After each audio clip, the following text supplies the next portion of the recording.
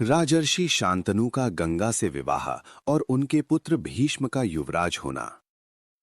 वैशंपायन जी कहते हैं, जन्मेजय, इक्ष्वाकु वंश में महाभीष नाम के एक राजा थे। वे बड़े सत्यनिष्ठ एवं सच्चे वीर थे। उन्होंने बड़े बड़े अश्वमेध और राजसूय यज्ञ करके स्वर्ग प्राप्त किया। एक दिन बहुत से देवता और राजर्षि, जिनमें महाभीष भी थे, ब्रह्मा जी की सेवा में उपस्थित थे। उसी समय श्री गंगा जी भी वहां आईं। वायु ने उनके श्वेत वस्त्र को शरीर पर से कुछ खिसका दिया। तब वहां उपस्थित सभी लोगों ने अपनी आंखें नीची कर लीं, परंतु राजर्षि महाभीष उन्हें निशंक देखते रहे। तब ब्रह्मा जी ने कहा, महाभीष, अब तुम मृत्युलोक में जाओ। जिस गंगा को तुम देखते रहे हो वह तुम्हारा अप्रिय करेगी, और तुम जब उस पर क्रोध करोगे तब इस शाप से मुक्त हो जाओगे। महाभीष ने ब्रह्मा जी की आज्ञा शिरोधार्य कर यह निश्चय किया कि मैं पुरुवंशी राजा प्रतीप का पुत्र बनूं। गंगा जी जब वहां से लौटीं तब रास्ते में वसुओं से उनकी भेंट हुई। वे भी वशिष्ठ के शाप से श्रीहीन हो रहे थे। उन्हें यह शाप हो चुका था कि तुम लोग मनुष्य योनि में जन्म लो। गंगा जी ने उनसे बातचीत करने के बाद यह स्वीकार कर लिया कि मैं तुम लोगों को अपने गर्भ में धारण करूंगी और तत्काल मनुष्य योनि से मुक्त कर दूंगी। उन आठों वसुओं ने भी अपने अपने अष्टमांश से एक पुत्र मर्त्यलोक में छोड़ देने की प्रतिज्ञा की और यह भी कह दिया कि वह अपुत्र रहेगा। इधर पुरुवंश के राजा प्रतीप अपनी पत्नी के साथ गंगा तट पर तपस्या कर रहे थे। एक दिन भगवती गंगा मनोहर मूर्ति धारण करके उनके पास आईं। बातचीत होने के बाद यह निश्चय हुआ कि वे राजा प्रतीप के भावी पुत्र की पत्नी बने। गंगा जी ने प्रतीप की बात स्वीकार कर ली और राजा प्रतीप ने अपनी पत्नी के सहित पुत्र प्राप्ति के लिए बड़ी तपस्या की। वृद्धावस्था में उनके यहाँ महाभीष ने पुत्र रूप में जन्म लिया। उस समय राजा प्रतीप शांत हो रहे थे अथवा उनका वंश शांत हो रहा था। ऐसी अवस्था में संतान होने के कारण उसका नाम शांतनु पड़ा। जब शांतनु जवान हुए तब पिता ने उनसे कहा कि तुम्हारे पास एक दिव्य स्त्री पुत्र की अभिलाषा से आवेगी। तुम उसकी कोई जांच पड़ताल मत करना। वह जो कुछ करे उससे कुछ कहना मत। ऐसा कहकर उन्होंने अपने पुत्र शांतनु को राजगद्दी पर बैठाया और स्वयं वन में चले गए। एक बार राजर्षि शांतनु शिकार खेलते खेलते गंगा तट पर जा पहुंचे। उन्होंने वहां एक परम सुंदरी स्त्री देखी। वह दूसरी लक्ष्मी के समान जान पड़ती थी। उसकी रूप संपत्ति देखकर शांतनु विस्मित हो गए। सारे शरीर में रोमांच आ गया। इस प्रकार देखने लगे मानो नेत्रों से पी जाएंगे। उस दिव्य स्त्री के मन में भी उनके प्रति प्रेम उमड़ आया। शांतनु ने उसका परिचय पूछते हुए याचना की कि तुम मुझे पति रूप में स्वीकार कर लो। देवी ने कहा, राजन, मुझे आपकी रानी होना स्वीकार है। शर्त यह है कि मैं अच्छा बुरा जो कुछ करूं आप मुझे रोकिएगा नहीं, कुछ कहिएगा भी मत। जब तक आप मेरी ये शर्त पूरी करेंगे तब तक मैं आपके पास रहूंगी। जिस दिन आप मुझे रोकेंगे या कड़ी बात कहेंगे उसी दिन मैं आपको छोड़कर चली जाऊंगी। राजा ने उसकी बात स्वीकार कर ली। गंगा देवी को बड़ी प्रसन्नता हुई। राजा ने भी कुछ पूछताछ नहीं की। राजर्षि शांतनु गंगा देवी के शील, सदाचार, रूप, सौंदर्य, उदारता आदि सद्गुण और सेवा से बहुत ही आनंदित हुए। वे गंगा देवी के साथ इस प्रकार आसक्त हो गए कि उन्हें बहुत से वर्ष बीत जाने का पता तक नहीं चला। अब तक गंगा जी के गर्भ से 7 पुत्र उत्पन्न हो चुके थे, परंतु ज्यों ही पुत्र होता त्यों ही गंगा जी, मैं तेरी प्रसन्नता का कार्य करती हूं, ऐसा कहकर उसे गंगा की धारा में डाल देती थीं। राजा शांतनु को ये बात बहुत अप्रिय मालूम होती, परंतु वे इस भय से कुछ बोलते नहीं कि कहीं ये मुझे छोड़कर न चली जाए। 7 पुत्रों की यही गति हुई। 8वां पुत्र होने पर भी वे हंस रही थीं। राजा शांतनु को इससे बड़ा दुख हुआ और उनके मन में यह इच्छा हुई कि वह पुत्र मुझे मिल जाए। उन्होंने कहा, अरे तू कौन, किसकी पुत्री है? इन बच्चों को क्यों मार डालती है? अरे पुत्रघनी, ये तो महान पाप है। गंगा देवी ने कहा, ओ पुत्र के इच्छुक, लो, मैं तुम्हारे इस लाडले को नहीं मारती। अब शर्त के अनुसार मेरा यहाँ रहना नहीं हो सकता। देखो, मैं जाहनू की कन्या गंगा हूं। बड़े बड़े महर्षि मेरा सेवन करते हैं। देवताओं की कार्य सिद्धि के लिए ही मैं तुम्हारे पास इतने दिनों तक रही। मेरे ये 8 पुत्र अष्टवसु हैं। वशिष्ठ के शाप से इन्हें मनुष्य योनि में जन्म लेना पड़ा था। उन्हें मनुष्य लोक में तुम्हारे जैसे पिता और मेरी जैसी मां नहीं मिल सकती थी। वसुओं के पिता होने के कारण तुम्हें अक्षय लोक मिलेंगे। मैंने उन्हें तुरंत मुक्त कर देने की प्रतिज्ञा कर ली थी, इसीलिए ऐसा किया। अब वे शाप से मुक्त हो गए, मैं जा रही हूं। यह पुत्र वसुओं का अष्टमांश है, इसकी तुम रक्षा करो। शांतनु ने कहा, वशिष्ठ ऋषि कौन थे? उन्होंने वसुओं को शाप क्यों दिया? इस शिशु ने ऐसा कौन सा कर्म किया है जिससे ये मनुष्य लोक में रहेगा? वसुओं ने मनुष्य योनि में जन्म ही क्यों लिया? ये सब बातें मुझे बताओ। गंगा देवी ने कहा, विश्व विख्यात वशिष्ठ मुनि वरुण के पुत्र हैं। मेरु पर्वत के पास ही उनका बड़ा पवित्र, सुंदर और सुखकर आश्रम है। वे वहीं तपस्या करते हैं। कामधेनु की पुत्री नंदिनी उन्हें यज्ञ का हविष्य देने के लिए वहीं रहती है। एक बार पृथु आदि वसु अपनी पत्नियों के साथ उस वन में आए। एक वसु पत्नी की दृष्टि समस्त कामनाओं को पूर्ण करने वाली नंदिनी पर पड़ गई। उसने उसे अपने पति द्यू नामक वसु को दिखाया। वसु ने कहा, प्रिय, ये सर्वोत्तम गौ वशिष्ठ मुनि की है। यदि कोई मनुष्य इसका दूध पी ले तो 10,000 वर्ष तक जीवित और जवान रहे। वसु पत्नी ने कहा, मैं अपनी सखी के लिए ये गाय चाहती हूं, तुम इसे हर ले चलो। अपनी पत्नी की बात मानकर द्यू ने अपने भाइयों को बुलाया और वो गौ हर ले गए। वसु को उस समय इस बात का ध्यान ही न रहा कि ऋषि बड़े तपस्वी हैं और वे हमें शाप देकर देव योनि से च्युत कर सकते हैं। जब महर्षि वशिष्ठ फल फूल लेकर अपने आश्रम पर लौटे, तब सारे वन में ढूंढने पर भी उन्हें अपनी सवत्सा गौ नंदिनी न मिली। उन्होंने दिव्य दृष्टि से देखकर वसुओं को शाप दिया, वसुओं ने मेरी गाय हर ली है, इसलिए मनुष्य योनि में उनका जन्म होगा। जब परम तपस्वी और प्रभावशाली ब्रह्मर्षि वशिष्ठ ने वसुओं को शाप दे दिया और उन्हें ये बात मालूम हुई, तब वे उन्हें प्रसन्न करने के लिए नंदिनी सहित उनके आश्रम पर आए। वशिष्ठ ने कहा, और सब तो एक एक वर्ष में ही मनुष्य योनि से छुटकारा पा जाएंगे, परंतु ये द्यू नामक वसु अपना कर्म भोगने के लिए बहुत दिनों तक मर्त्यलोक में रहेगा। मेरे मुंह से निकली बात कभी झूठी नहीं हो सकती। ये वसु भी मर्त्यलोक में संतान उत्पन्न नहीं करेगा, साथ ही अपने पिता की प्रसन्नता और भलाई के लिए स्त्री समागम का भी त्याग कर देगा। वशिष्ठ जी की बात सुनकर सबके सब मेरे पास आए और ये प्रार्थना की कि हमें जन्म लेते ही तुम अपने जल में फेंक देना। मैंने स्वीकार कर लिया और वैसा ही किया। ये अंतिम शिशु वही द्यू नामक वसु है। ये चिरकाल तक मनुष्य लोक में रहेगा। ये कहकर गंगा जी उस कुमार के साथ ही अंतर्धान हो गईं। जन्मेजय, राजा शांतनु बड़े मेधावी, धर्मात्मा और सत्यनिष्ठ थे। बड़े बड़े देवर्षि और राजर्षि उनका सत्कार करते थे। इंद्रिय निग्रह, दान, क्षमा, ज्ञान, संकोच, धैर्य और तेज उनमें स्वाभाविक रूप से विद्यमान थे। वे धर्मनीति तथा अर्थनीति में निपुण थे। वे केवल भरतवंश के ही नहीं, सारी प्रजा के एकमात्र रक्षक थे। उनका चरित्र देखकर सब लोगों ने यही निश्चय किया कि काम और अर्थ से बढ़कर धर्म ही है। उन दिनों धार्मिकता में सबसे बढ़ चढ़कर वे ही थे। प्रजा का शोक, भय और बाधा मिट गई थी। सब सुख की नींद सोते और जागते। उनके तेजस्वी शासन से प्रभावित होकर दूसरे सामंत राजा भी यज्ञ दान आदि में तत्पर रहते थे। वर्णाश्रम धर्म की उत्तरोत्तर वृद्धि होने लगी। क्षत्रिय ब्राह्मणों की सेवा करते, वैश्य क्षत्रियों के अनुगामी रहते और शूद्र ब्राह्मण क्षत्रिय तथा वैश्यों की प्रेम से सेवा करते। उनकी राजधानी थी हस्तिनापुर। वहीं से वे सारी पृथ्वी का शासन करते थे।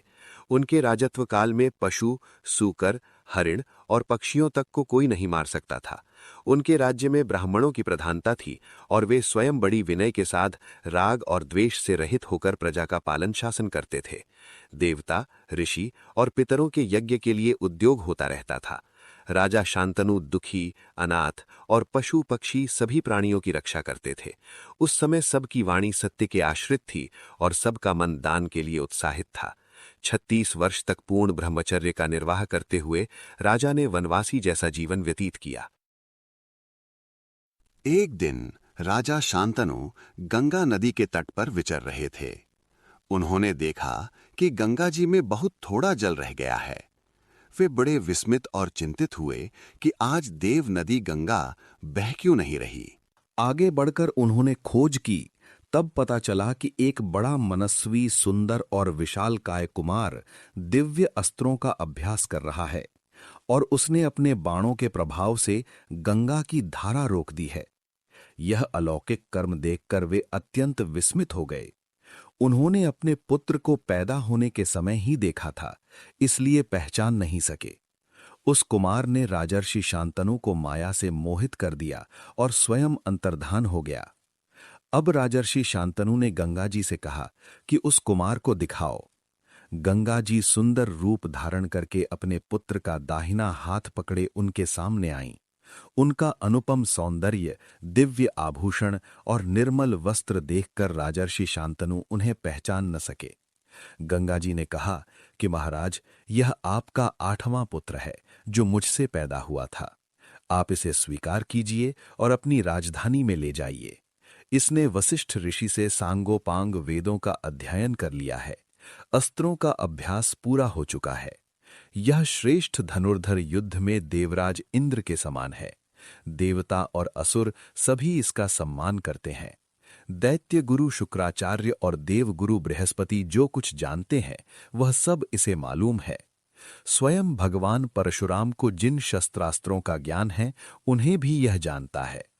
आप इस धर्मार्थ निपुण धनुर्धर वीर को अपनी राजधानी में ले जाइए। मैं यह पुत्र आपको सौंप रही हूं। राजर्षि शांतनु अपने पुत्र को राजधानी में लाकर बहुत सुखी हुए और शीघ्र ही उसे युवराज पद पर अभिषिक्त कर दिया। गंगानंदन देवव्रत ने अपने शील और सदाचार से सारे देश को प्रसन्न कर लिया। इस प्रकार बड़े आनंद से 4 वर्ष और बीत गए। भीष्म की दुष्कर प्रतिज्ञा और शांतनु को सत्यवती की प्राप्ति। वैशंपायन जी कहते हैं, जन्मेजय, एक दिन राजर्षि शांतनु यमुना नदी के तट पर वन में विचरण कर रहे थे। उन्हें वहां बहुत ही उत्तम सुगंध मालूम हुई, परंतु ये मालूम नहीं होता था कि वो कहां से आ रही है। उन्होंने उसका पता लगाने की चेष्टा की। वहां के निषादों में उन्हें एक देवांगना के समान कन्या दिख पड़ी। राजा ने उससे पूछा, कल्याणी, तुम किसकी कन्या हो, कौन हो और किस उद्देश्य से यहां रह रही हो? कन्या ने कहा, मैं निषाद कन्या हूं, पिता की आज्ञा से धर्मार्थ नाव चलाती हूं। उसके सौंदर्य, माधुर्य और सौगंध्य से मोहित होकर राजर्षि शांतनु ने उसे अपनी पत्नी बनाना चाहा और उसके पिता के पास जाकर उसके लिए याचना की। निषाद राज ने कहा, राजन, जब से ये दिव्य कन्या मुझे मिली है तभी से मैं इसके विवाह के लिए चिंतित हूं, परंतु इसके संबंध में मेरे मन में एक इच्छा है। यदि आप इसे धर्म पत्नी बनाना चाहते हैं तो आप शपथ पूर्वक एक प्रतिज्ञा कीजिए, क्योंकि आप सत्यवादी हैं। आपके समान वर मुझे और कहां मिलेगा, इसलिए मैं आपके प्रतिज्ञा कर लेने पर इसका विवाह कर दूंगा। शांतनु ने कहा, पहले तुम अपनी शर्त बताओ, कोई देने योग्य वचन होगा तो दूंगा, नहीं तो कोई बंधन थोड़े ही है। निषाद राज ने कहा, इसके गर्भ से जो पुत्र हो वही आपके बाद राज्य का अधिकारी हो और कोई नहीं। यद्यपि राजा शांतनु उस समय काम से अत्यंत पीड़ित थे, फिर भी उन्होंने उसकी शर्त स्वीकार नहीं की। वे कामवश अचेत से हो रहे थे और उसी का चिंतन करते हुए हस्तिनापुर आए। एक दिन देवव्रत ने अपने पिता को चिंतित देखा तो उनके पास आकर कहने लगे, पिताजी, पृथ्वी के सभी राजा आपके वशवर्ती हैं, आप सब प्रकार सकुशल हैं, फिर आप निरंतर दुखी होकर क्या सोचते हैं? आप इतने चिंतित हैं कि न मुझसे मिलते हैं और न घोड़े पर सवार होकर बाहर ही निकलते हैं। आपका चेहरा फीका और पीला पड़ गया है, आप दुबले हो गए हैं। कृपा करके अपना रोग बताइए, मैं उसका प्रतिकार करूंगा। शांतनु ने कहा, बेटा, सचमुच मैं चिंतित हूं। हमारे इस महान कुल में एकमात्र तुम ही वंशधर हो, सो सर्वदा सशस्त्र रहकर वीरता के कार्य में तत्पर रहते हो। जगत में निरंतर ही लोग मरते मिटते रहते हैं, ये देखकर मैं बहुत ही चिंतित रहता हूं। भगवान न करे ऐसा हो, परंतु यदि तुम पर विपत्ति आई तो हमारे वंश का ही नाश हो जाएगा। अवश्य ही तुम अकेले सैकड़ों पुत्रों से श्रेष्ठ हो और मैं व्यर्थ में बहुत से विवाह भी नहीं करना चाहता। फिर भी वंश परंपरा की रक्षा के लिए तो चिंता है ही। गंगानंदन देवव्रत ने अपनी अलौकिक मेधा से सब कुछ सोच विचार लिया और वृद्ध मंत्री से पूछकर ठीक ठीक कारण तथा निषाद राज की शर्त जान ली। अब देवव्रत ने बड़े बूढ़े क्षत्रियों को लेकर निषाद राज के निवास स्थान की ओर यात्रा की और वहां जाकर अपने पिता के लिए स्वयं ही कन्या मांगी। निषाद राज ने देवव्रत का बड़ा स्वागत सत्कार किया और भरी सभा में कहा, भरतवंश शिरोमणे, राजर्षि शांतनु की वंश रक्षा के लिए आप अकेले ही पर्याप्त हैं। फिर भी ऐसा वांछनीय संबंध टूट जाने पर स्वयं इंद्र को भी पश्चाताप करना पड़ेगा। ये कन्या जिन श्रेष्ठ राजा की पुत्री है वे आप लोगों की बराबरी के हैं। उन्होंने मेरे पास बार बार संदेश भेजा है कि तुम मेरी पुत्री सत्यवती का विवाह राजर्षि शांतनु से करना। मैंने इसके इच्छुक देवर्षि असित को सूखा जवाब दे दिया है, परंतु मैं पालन पोषण करने वाला होने के कारण एक प्रकार से इस कन्या का पिता ही हूं।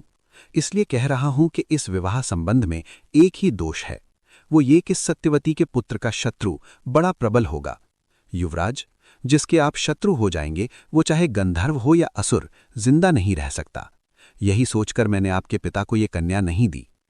गंगानंदन देवव्रत ने निषादराज की बात सुनकर क्षत्रियों के समाज में अपने पिता का मनोरथ पूर्ण होने के लिए प्रतिज्ञा की।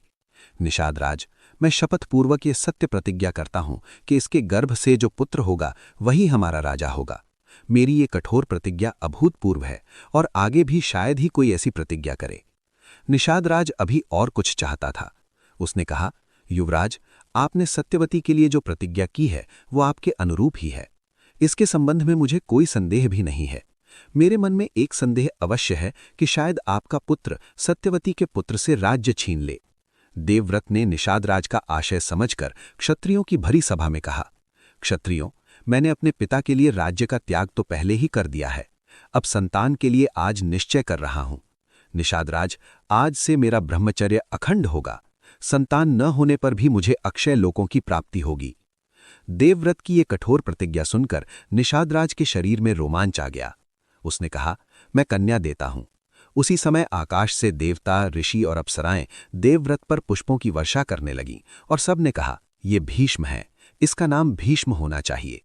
इसके बाद देवव्रत भीष्म सत्यवती को रथ पर चढ़ाकर हस्तिनापुर ले आए और अपने पिता को सौंप दिया। देवव्रत की इस भीषण प्रतिज्ञा की प्रशंसा सब लोग इकट्ठे होकर और अलग अलग भी करने लगे। सब ने कहा, सचमुच ये भीष्म है। भीष्म का ये दुष्कर कार्य सुनकर राजा शांतनु बहुत प्रसन्न हुए। उन्होंने अपने पुत्र को वर दिया, मेरे निष्पाप पुत्र, जब तक तुम जीना चाहोगे तब तक मृत्यु तुम्हारा बाल भी बांका नहीं कर सकेगी। तुमसे अनुमति प्राप्त करके ही वो तुम पर अपना प्रभाव डाल सकेगी। चित्रांगद और विचित्रवीर्य का चरित्र, भीष्म का पराक्रम और दृढ़ प्रतिज्ञा तथा धृतराष्ट्र आदि का जन्म। वैशंपायन जी कहते हैं, जन्मेजय, राजर्षि शांतनु की पत्नी सत्यवती के गर्भ से 2 पुत्र हुए, चित्रांगद और विचित्रवीर्य। दोनों ही बड़े होनहार और पराक्रमी थे। अभी चित्रांगद ने युवावस्था में प्रवेश भी नहीं किया था कि राजर्षि शांतनु स्वर्गवासी हो गए। भीष्म जी ने सत्यवती की सम्मति से चित्रांगद को राजगद्दी पर बैठाया। उसने अपने पराक्रम से सभी राजाओं को पराजित किया। वो किसी भी मनुष्य को अपने समान नहीं समझता था। गंधर्वराज चित्रांगद ने ये देखकर कि शांतनु नंदन चित्रांगद अपने बल पराक्रम से देवता, मनुष्य और असुरों को नीचा दिखा रहा है, उस पर चढ़ाई कर दी तथा दोनों नाम राशियों में कुरुक्षेत्र के मैदान में घमासान युद्ध हुआ। सरस्वती नदी के तट पर 3 वर्ष तक लड़ाई चलती रही। गंधर्वराज चित्रांगद बहुत बड़ा मायावी था। उसके हाथों राजा चित्रांगद की मृत्यु हो गई। देवव्रत भीष्म ने भाई की अंत्येष्टि क्रिया करने के पश्चात विचित्रवीर्य का राजगद्दी पर अभिषेक किया। विचित्रवीर्य भी अभी जवान नहीं हुए थे, बालक ही थे। वे भीष्म के आज्ञानुसार अपने पैतृक राज्य का शासन करने लगे। विचित्रवीर्य थे आज्ञाकारी और भीष्म रक्षक। जब भीष्म ने देखा कि मेरा भाई विचित्रवीर्य यौवन में प्रवेश कर चुका है, तब उन्होंने उसके विवाह का विचार किया। उन्हीं दिनों उन्हें ये समाचार मिला कि काशी नरेश की 3 कन्याओं का स्वयंवर हो रहा है। उन्होंने माता की सम्मति लेकर अकेले ही रथ पर सवार हो काशी की यात्रा की। स्वयंवर के समय जब राजाओं का परिचय दिया जाने लगा, तब शांतनु नंदन भीष्म को अकेला और बूढ़ा समझकर सुंदरी कन्याएं घबराकर आगे बढ़ गईं। उन्होंने समझा कि ये बूढ़ा है। वहां बैठे हुए राजा लोग भी आपस में हंसी करते हुए कहने लगे कि भीष्म ने तो ब्रह्मचर्य की प्रतिज्ञा ले ली थी, अब बाल सफेद होने और झुर्रियां पड़ने पर ये बूढ़ा लज्जा छोड़कर यहां क्यों आया है। ये सब देख सुनकर भीष्म को रोष आ गया। उन्होंने अपने भाई के लिए बलपूर्वक हरकर कन्याओं को रथ पर बैठाया और कहा कि क्षत्रिय स्वयंवर विवाह की प्रशंसा करते हैं और बड़े बड़े धर्मज्ञ मुनि भी, किंतु राजाओं, मैं तुम लोगों के सामने कन्याओं का बलपूर्वक हरण कर रहा हूं। तुम लोग अपनी पूरी शक्ति लगाकर मुझे जीत लो या हार कर भाग जाओ। मैं तुम लोगों के सामने युद्ध के लिए डट कर खड़ा हूं। इस प्रकार समस्त राजाओं और काशी नरेश को ललकार कर वे कन्याओं को लेकर चल पड़े। भीष्म की इस बात से चिढ़कर सभी राजा ताल ठोकते और ओंठ चबाते हुए उन पर टूट पड़े। बड़ा रोमांचकारी युद्ध हुआ। सबने अकेले ही भीष्म पर एक साथ ही 10,000 बाण चलाए, परंतु उन्होंने अकेले ही सबको काट डाला। उन्होंने बाणों की बौछार से भीष्म को रोकना चाहा, परंतु भीष्म के सामने किसी की एक न चली। वो भयंकर युद्ध देवासुर संग्राम जैसा था। भीष्म ने उस युद्ध स्थली में सहस्त्रों धनुष, बाण, ध्वजा, कवच और सिर काट डाले। भीष्म का अलौकिक और अपूर्व हस्तलाघव और शक्ति देखकर शत्रुपक्ष के होने पर भी सब उनकी प्रशंसा करने लगे। भीष्म विजयी होकर कन्याओं के साथ हस्तिनापुर लौट आए। वहां उन्होंने तीनों कन्याएं विचित्रवीर्य को समर्पित कर दीं और विवाह का आयोजन किया। तब काशी नरेश की बड़ी कन्या अंबा ने भीष्म से कहा, भीष्म, मैं पहले मन ही मन राजा शाल्व को पति मान चुकी हूं। इसमें मेरे पिता की भी सम्मति थी। मैं स्वयंवर में भी उन्हें ही चुनती। आप तो बड़े धर्मज्ञ हैं, मेरी ये बात जानकर आप धर्मानुसार आचरण करें। भीष्म ने ब्राह्मणों के साथ विचार करके अंबा को उसके इच्छानुसार जाने की अनुमति दे दी और शेष 2 कन्याएं अंबिका और अंबालिका को विचित्रवीर्य के साथ ब्याह दिया। विवाह के बाद विचित्रवीर्य यौवन के उन्माद में उन्मत्त होकर कामासक्त हो गया। उसकी दोनों पत्नियां भी प्रेम से सेवा करने लगीं। 7 वर्ष तक विषय सेवन करते रहने के कारण भरी जवानी में विचित्रवीर्य को क्षय हो गया और बहुत चिकित्सा करने पर भी वो चल बसा। इससे धर्मात्मा भीष्म के मन पर बड़ी ठेस लगी, परंतु उन्होंने धीरज धरकर ब्राह्मणों की सलाह से विचित्रवीर्य की उत्तर क्रिया संपन्न की। कुछ दिनों के बाद वंश रक्षा के विचार से सत्यवती ने भीष्म को बुलाकर कहा, बेटा भीष्म, अब धर्मपरायण पिता के पिंडदान, सुयश और वंश रक्षा का भार तुम पर ही है। मैं तुम पर पूरा पूरा विश्वास करके एक काम में नियुक्त करती हूं, तुम उसे पूरा करो। देखो, तुम्हारा भाई विचित्रवीर्य इस लोक में कोई संतान छोड़े बिना ही परलोकवासी हो गया है। तुम काशी नरेश की पुत्र कामिनी कन्याओं के द्वारा संतान उत्पन्न करके वंश की रक्षा करो। मेरी आज्ञा मानकर तुम्हें ये काम करना चाहिए। तुम स्वयं राज सिंहासन पर बैठो और प्रजा का पालन करो। केवल माता सत्यवती ने ही नहीं, सभी सगे संबंधियों ने भी ऐसी प्रेरणा की। उस समय देवव्रत भीष्म ने कहा कि माता, आपकी बात ठीक है, परंतु आप जानती हैं कि मैंने आपके विवाह के समय क्या प्रतिज्ञा कर रखी है। मैं पुनः प्रतिज्ञा करता हूं कि मैं त्रिलोकी का राज्य, ब्रह्मा का पद और इन दोनों से अधिक मोक्ष का भी परित्याग कर दूंगा, परंतु सत्य नहीं छोड़ूंगा। भूमि गंध छोड़ दे, जल सरसता छोड़ दे, तेज रूप छोड़ दे, वायु स्पर्श छोड़ दे, सूर्य प्रकाश छोड़ दे, अग्नि उष्णता छोड़ दे, आकाश शब्द छोड़ दे, चंद्रमा शीतलता छोड़ दे और इंद्र भी अपना बल विक्रम त्याग दे। और तो क्या, स्वयं धर्मराज भले ही अपना धर्म छोड़ दे, परंतु मैं अपनी सत्य प्रतिज्ञा छोड़ने का संकल्प भी नहीं कर सकता। भीष्म की भीषण प्रतिज्ञा की पुनरावृत्ति सुनकर सत्यवती ने फिर उनसे सलाह की और निश्चयानुसार व्यास का स्मरण किया। व्यास ने उपस्थित होकर कहा, माता, मैं आपकी क्या सेवा करूं? सत्यवती ने कहा, बेटा, तुम्हारा भाई विचित्रवीर्य निस्संतान ही मर गया है, तुम उसके क्षेत्र में पुत्र उत्पन्न करो। व्यास जी ने स्वीकार करके अंबिका से धृतराष्ट्र और अंबालिका से पांडु को उत्पन्न किया। जब अपनी अपनी माता के दोष के कारण धृतराष्ट्र अंधे और पांडु पीले हो गए, तब अंबिका की प्रेरणा से उसकी दासी ने व्यास जी के द्वारा ही विदुर को उत्पन्न किया। महात्मा मांडव्य के शाप से धर्मराज ही विदुर के रूप में अवतरीण हुए थे। मांडव्य ऋषि की कथा। जन्मेजय ने पूछा, भगवन, धर्मराज ने ऐसा कौन सा कर्म किया था जिसके कारण उन्हें ब्रह्मर्षि ने शाप दिया और वे शूद्र योनि में पैदा हुए? वैशंपायन जी ने कहा, जन्मेजय, बहुत दिनों की बात है। मांडव्य नाम के एक यशस्वी ब्राह्मण थे, जो बड़े धैर्यवान, धर्मज्ञ, तपस्वी एवं सत्यनिष्ठ थे। वे अपने आश्रम के दरवाजे पर वृक्ष के नीचे हाथ ऊपर उठाकर तपस्या करते थे। उन्होंने मौन का नियम ले रखा था। बहुत दिनों के बाद एक दिन कुछ लुटेरे लूट का माल लेकर वहां आए। बहुत से सिपाही उनका पीछा कर रहे थे, इसलिए उन्होंने मांडव्य के आश्रम में लूट का सारा धन रख दिया और वहीं छिप गए। सिपाहियों ने आकर मांडव्य से पूछा कि लुटेरे किधर से भगे, शीघ्र बतलाइए, हम उनका पीछा करें। मांडव्य ने उनका कुछ भी उत्तर नहीं दिया। राजकर्मचारियों ने उनके आश्रम की तलाशी ली। उसमें धन और चोर दोनों मिल गए। सिपाहियों ने मांडव्य मुनि और लुटेरों को पकड़कर राजा के सामने उपस्थित किया। राजा ने विचार करके सबको शूली पर चढ़ाने का दंड दिया। मांडव्य मुनि शूली पर चढ़ा दिए गए। बहुत दिन बीत जाने पर भी बिना कुछ खाए पिए वे शूली पर बैठे रहे। उनकी मृत्यु नहीं हुई। उन्होंने अपने प्राण छोड़े नहीं। वहीं बहुत से ऋषियों को निमंत्रित किया। ऋषियों ने रात्रि के समय पक्षियों के रूप में आकर दुख प्रकट किया और पूछा कि आपने क्या अपराध किया था। मांडव्य ने कहा, मैं किसे दोषी बनाऊं? ये मेरे ही अपराध का फल है। पहरेदारों ने देखा कि ऋषि को शूली पर चढ़ाए बहुत दिन हो गए, परंतु ये मरे नहीं। उन्होंने जाकर अपने राजा से निवेदन किया। राजा ने मांडव्य मुनि के पास आकर प्रार्थना की कि मैंने अज्ञानवश आपका बड़ा अपराध किया, आप मुझे क्षमा कीजिए, मुझ पर प्रसन्न होइए।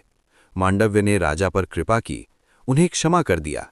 वे शूली पर से उतारे गए। जब बहुत उपाय करने पर भी शूल उनके शरीर से नहीं निकल सका, तब वो काट दिया गया। गड़े हुए शूल के साथ ही उन्होंने तपस्या की और दुर्लभ लोक प्राप्त किए। तब से उनका नाम अणि मांडव्य पड़ गया। महर्षि मांडव्य ने धर्मराज की सभा में जाकर पूछा कि मैंने अनजान में ऐसा कौन सा पाप किया था जिसका ये फल मिला? जल्दी बतलाओ, नहीं तो मेरी तपस्या का बल देखो। धर्मराज ने कहा, आपने एक छोटे से फतिंगे की पूंछ में सींग गड़ा दी थी, उसी का ये फल है।